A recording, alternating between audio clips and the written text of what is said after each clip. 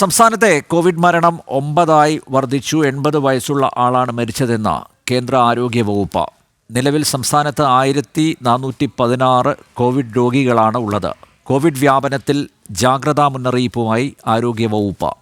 Omicron JN1-ന്റെ LF7 വകഭേദമാണ് പടർന്നു പിടിക്കുന്നത്. തീവ്രത കുറവാണെങ്കിലും വ്യാപനശേഷി കൂടുതലെന്ന് ആരോഗ്യവകുപ്പ്. രോഗലക്ഷണമുള്ളവ ശ്രദ്ധിക്കണമെന്നും നിർദ്ദേശം. വിവരങ്ങളുമായി തിരുവനന്തപുരത്ത് നിന്ന് പ്രജിത്ത് മോഹനൻ ചേരുന്നു. പ്രജിത്ത്, ഇന്നലെയും ഈ വിഷയം ഗൗരവത്തോടെ നമ്മൾ ചർച്ച ചെയ്തതാണ്. ജില്ല തിരിച്ചുള്ള കണക്കുകൾ, കോവിഡ് രോഗികളുടെ കണക്കുകൾ സംസ്ഥാന ആരോഗ്യ വകുപ്പ് ഇതുവരെ പുറത്തു വിട്ടിട്ടില്ല.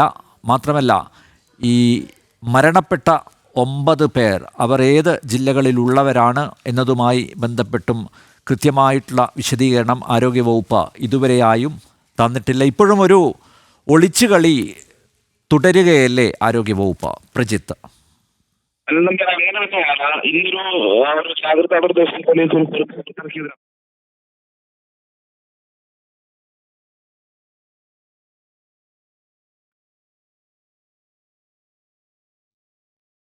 സംസ്ഥാനത്തെ കോവിഡ് മരണം 9 വർദ്ധിച്ചു. 80 വയസ്സുള്ള ആളാണ് മരിച്ചതെന്ന് കേന്ദ്ര ആരോഗ്യ വകുപ്പ്. നിലവിൽ സംസ്ഥാനത്ത് 1416 കോവിഡ് രോഗികളാണുള്ളത്.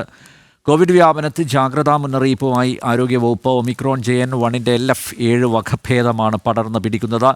പ്രജിത്ത്, തുടരാം. അൽനബിയാർ, നമുക്ക് കൃത്യമായി അറിയാവുന്നതാണ്, ഈ കണക്കുകളുമായി ബന്ധപ്പെട്ട ഒരു തരത്തിലുള്ള വെളിപ്പെടുത്തലും സംസ്ഥാന സർക്കാർ ഈ ഘട്ടത്തിലും തയ്യാറാകുന്നില്ല. കഴിഞ്ഞ ദിവസങ്ങളിൽ തുടർച്ചയായി നമ്മുടെ സംസ്ഥാനത്തെ ഈ കോവിഡ് പ്രതിരോധത്തിലുണ്ടാകുന്ന വീഴ്ചകൾ ചൂണ്ടിക്കാട്ടി വാർത്ത നൽകിയിരുന്നു. അതിനുശേഷമാണ് ഇന്ന് പോലും കുറച്ച് ടെസ്റ്റുകളൊക്കെ നടത്തണം, രോഗലക്ഷണങ്ങളുള്ള ടെസ്റ്റുകളൊക്കെ നടത്തണം, RT-PCR പരിശോധന നടത്തണം തുടങ്ങിയിട്ടുള്ള നിർദ്ദേശങ്ങൾ മാത്രമാണ് പുറപ്പെടുവിച്ചത്. അതിനപ്പുറത്തേക്ക് സംസ്ഥാനത്തെ കോവിഡ് വ്യാപനത്തിന്റെ ഒരു യഥാർത്ഥ ചിത്രം ഇതുവരെയും സംസ്ഥാന ആരോഗ്യവകുപ്പ് പങ്കുവയ്ക്കാത്തൊരു സാഹചര്യമുണ്ട്. കഴിഞ്ഞ ദിവസങ്ങളിൽ ഓരോ ദിവസവും മരണം സംഭവിക്കുന്നതായി ബന്ധപ്പെട്ട വാർത്തകൾ പുറത്തുവിട്ടപ്പോഴും സർക്കാരും ആരോഗ്യവകുപ്പും ഒക്കെ മൗനം തുടരുകയായിരുന്നു. ഓരോ ജില്ല തിരിച്ചുള്ള കണക്കുകൾ ഇതുവരെയും പുറത്തുവിട്ടിട്ടില്ല. അതോടൊപ്പം തന്നെയാണ് 2025-ൽ 9 പേർ കോവിഡ് ബാധിച്ച് കേരളത്തിൽ മരിച്ചിരിക്കുന്നു.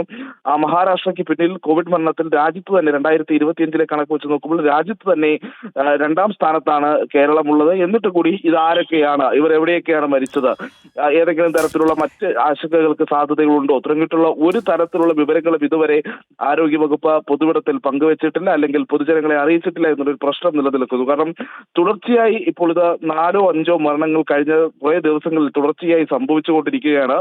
ഈ ഓരോ ദിവസവും ഓരോ മരണം വെച്ച് റിപ്പോർട്ട് ചെയ്യപ്പെടുമ്പോഴും അത് എവിടെയൊക്കെയാണ് സംഭവിച്ചത്, ആരാണ് മരിച്ചത് തുടങ്ങിയിട്ടുള്ള ഒരു തരത്തിലുള്ള വിശദാംശങ്ങളും ആരോഗ്യവകുപ്പിന്റെ ഭാഗത്ത് നിന്ന് പുറത്തു വരുന്നില്ല എന്നുള്ളതാണ് ഇതിൽ ഏറ്റവും ശ്രദ്ധേയമായിട്ടുള്ള കാര്യം. നിലവിൽ 1416 കോവിഡ് രോഗികളുണ്ട്. ഇത് ഏതൊക്കെ ജില്ലയിലാണ് ഈ കോവിഡ് കേസുകൾ ഉള്ളത്, എവിടെയെങ്കിലും ഒരു കോവിഡ് ക്ലസ്റ്റർ എന്നൊക്കെ പറയാവുന്ന രീതിയിൽ എന്തെങ്കിലും രൂപപ്പെട്ടിട്ടുണ്ടോ തുടങ്ങിയിട്ടുള്ള ഒരു നിർദ്ദേശവും ഒരു വിവരവും സംസ്ഥാന ആരോഗ്യവകുപ്പിന്റെ ഭാഗത്ത് നിന്ന് പുറത്തുവിടുന്നില്ല. ഇപ്പോഴും മരണങ്ങൾ സംബന്ധിച്ച് പോലും ഒരു വാർത്താക്കുറിപ്പ് സംസ്ഥാന ആരോഗ്യവകുപ്പ് പുറത്തിറക്കുന്നില്ല എന്നുള്ള പ്രശ്നം നിലനിൽക്കുന്നു. എല്ലാ കണക്കുകളും പുറത്തുവിടുന്നത് കേന്ദ്ര സർക്കാരാണ്. കേന്ദ്ര സർക്കാരിൽ നിന്നുള്ള അറിവുകളോട് മാത്രമാണ് ഈ സംസ്ഥാനത്ത് 9 കോവിഡ് രോഗികൾ മരിച്ചു എന്നുള്ള കണക്ക് പോലും പുറത്തു വരുന്നത്. കഴിഞ്ഞ ദിവസം ഒരു 24 വയസ്സുകാരി, അതിനു മുൻപ് ഒരു 59 വയസ്സുള്ള ആൾ, ഇപ്പോഴിതാ ഈ 80 വയസ്സുള്ള പുരുഷൻ ന്യൂമോണിയ ഒക്കെ ഉണ്ടായിരുന്നു. അങ്ങനെയാണ് മരണം സംഭവിച്ചത് ഈ കോവിഡിന്റെ ഭാഗമായി എന്നുള്ളതാണ് കേന്ദ്ര ആരോഗ്യ മന്ത്രാലയത്തിന്റെ കോവിഡ്. പ്രജിത്ത്, ഈ കോവിഡ് പടർന്നു പിടിക്കുന്ന സാഹചര്യത്തിൽ എന്തൊക്കെ മുൻകരുതലുകൾ ആരോഗ്യവകുപ്പ് സ്വീകരിച്ചിട്ടുണ്ട്? എന്തൊക്കെ ജാഗ്രതാ നിർദ്ദേശങ്ങൾ പുറപ്പെടുവിച്ചിട്ടുണ്ട്? അൽനബീർ, കഴിഞ്ഞ സാധാരണഗതിയിൽ ഉണ്ടാകുന്ന ചില ജാഗ്രതാ നിർദ്ദേശങ്ങൾ തന്നെയാണ് ഇപ്പോൾ ഈ ആരോഗ്യവകുപ്പിന്റേതായി ഇന്ന് പുറത്തു വന്നിരിക്കുന്നത്. അതിൽ രോഗലക്ഷണങ്ങളുള്ളവർ പരിശോധന നടത്തണം, അല്ലെങ്കിൽ ഈ പ്രായമായവർ മറ്റ് സ്ഥലങ്ങളിൽ പോകുന്ന സമയത്തൊക്കെ മാസ്ക് ധരിക്കണം, ചെറിയ ലക്ഷണങ്ങൾ ഉണ്ടായാൽ തന്നെ പരിശോധന നടത്തണം തുടങ്ങിയിട്ടുള്ള നിർദ്ദേശങ്ങളാണ് പ്രധാനമായും വന്നിട്ടുള്ളത്. അതിനപ്പുറത്തേക്ക് ഏതെങ്കിലും തരത്തിൽ കൂടുതൽ ഗൗരവകരമായിട്ടുള്ള ഒരു രീതിയിലുള്ള നിർദ്ദേശങ്ങളൊന്നും ആരോഗ്യവകുപ്പിന്റെ ഭാഗത്ത് നിന്നുണ്ടായില്ല. കാരണം ഈ ഒമിക്രോൺ JN1 വകഭേദമായ LF7 ആണ് പടർന്നു പിടിക്കുന്നത് എന്നുള്ളത് നേരത്തെ തന്നെ വ്യക്തമായതാണ്. തീവ്രത കുറവാണെങ്കിലും വ്യാപനശേഷി കൂടുതലാണെന്നുള്ള നിർദ്ദേശവും അതും നേരത്തെ വന്നിട്ടുള്ളതാണ്.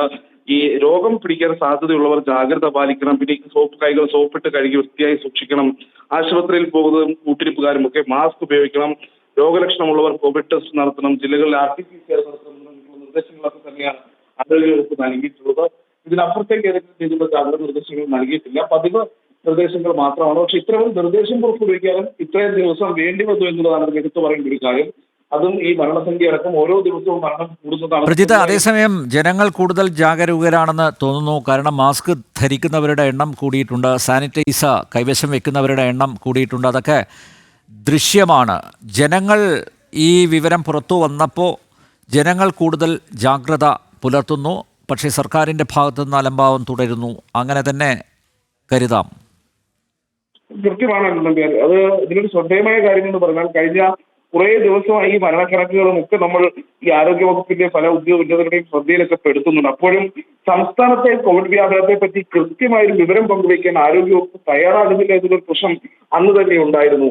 അന്ന് ഈ കണക്കെടുപ്പ് പോലും സംസ്ഥാനത്ത് ആരോഗ്യവകുപ്പ് കൃത്യമായി നടത്തുന്നില്ല എന്നുള്ള കാര്യം വ്യക്തമായതാണ്.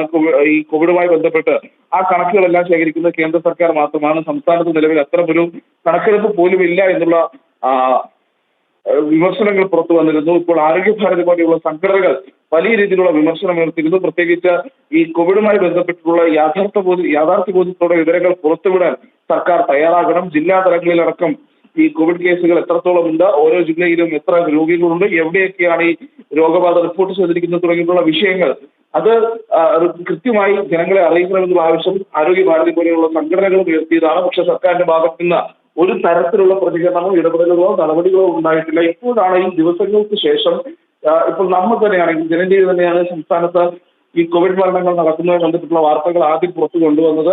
അത് ചർച്ചയാക്കിയത് നമ്മൾ തന്നെയാണ്. കഴിഞ്ഞ കുറേ ദിവസമായി ഇത് സംബന്ധിച്ച വാർത്തകൾ നൽകുന്നുണ്ട്. പക്ഷേ അപ്പോഴും ഇത് സംബന്ധിച്ച് പൊതുജനങ്ങളുമായി ബന്ധപ്പെട്ട് ഒരു കമ്മ്യൂണിറ്റി നടത്താൻ അല്ലെങ്കിൽ പൊതുജനങ്ങൾക്ക് ഏതെങ്കിലും തരത്തിലുള്ള നിർദ്ദേശം നൽകാൻ ആ സമയത്തൊന്നും ആരോഗ്യവകുപ്പ് തയ്യാറായില്ല. ഇപ്പോഴാണ് ഇത്തരത്തിലുള്ള നിർദ്ദേശമെങ്കിലും ഒരു ജാഗ്രതാ നിർദ്ദേശമെങ്കിലും സംസ്ഥാന ആരോഗ്യവകുപ്പ് പുറത്തുവിടുന്നതെന്ന് നമ്മൾ ശ്രദ്ധിക്കേണ്ടതുണ്ട്. കാരണം കേന്ദ്ര സർക്കാർ നേരത്തെ തന്നെ ഈ കോവിഡ് കേസുകൾ കൂടുതലായി റിപ്പോർട്ട് ചെയ്യുന്ന സ്ഥലങ്ങളിൽ ആവശ്യമായ മുൻകരുതലുകൾ എടുക്കണം. ഓക്സിജൻ ബെഡുകൾ പോലെയുള്ള സംവിധാനങ്ങളൊക്കെ കരുതി വെക്കാനും അതിനൊക്കെയുള്ള നിർദ്ദേശങ്ങളൊക്കെ നേരത്തെ തന്നെ കേന്ദ്ര സർക്കാർ നൽകിയിരുന്നു. അപ്പോഴും സംസ്ഥാനത്ത് അത് സംബന്ധിച്ച് ഏതെങ്കിലും തരത്തിലുള്ള ഒരു പൊതുനിർദ്ദേശം ജനങ്ങളിലേക്കോ താഴെത്തട്ടിലേക്കോ നൽകാൻ സംസ്ഥാന സർക്കാർ തയ്യാറാകാത്ത സാഹചര്യവും ഉണ്ടായിരുന്നു. അതേസമയം ആരോഗ്യവകുപ്പ് മന്ത്രിയുടെ അവകാശവാദങ്ങൾ അതാണ് അത്ഭുതപ്പെടുത്തുന്നത്. സംസ്ഥാനത്തെ കോവിഡ് മരണം 9 വർദ്ധിച്ചു. 80 വയസ്സുള്ള ആളാണ് മരിച്ചതെന്ന് കേന്ദ്ര ആരോഗ്യവകുപ്പ്. നിലവിൽ സംസ്ഥാനത്ത് 1416 കോവിഡ് രോഗികളുണ്ട്. കോവിഡ് വ്യാപനത്തിൽ ജാഗ്രതാ മുന്നറിയിപ്പുമായി ആരോഗ്യവകുപ്പ്. ഒമിക്രോൺ JN.1 LF7 വകഭേദമാണ് പടർന്ന് പിടിക്കുന്നത്. തീവ്രത കുറവാണെങ്കിലും വ്യാപനശേഷി കൂടുതലാണെന്ന് ആരോഗ്യവകുപ്പ്. രോഗലക്ഷണമുള്ളവർ ശ്രദ്ധിക്കണമെന്നും ആരോഗ്യവകുപ്പിൻ്റെ നിർദ്ദേശം. പ്രജിത് മോഹനാണ് തിരുവനന്തപുരത്ത് നിന്ന് വിശദമായ വിവരങ്ങൾ നൽകിയത്.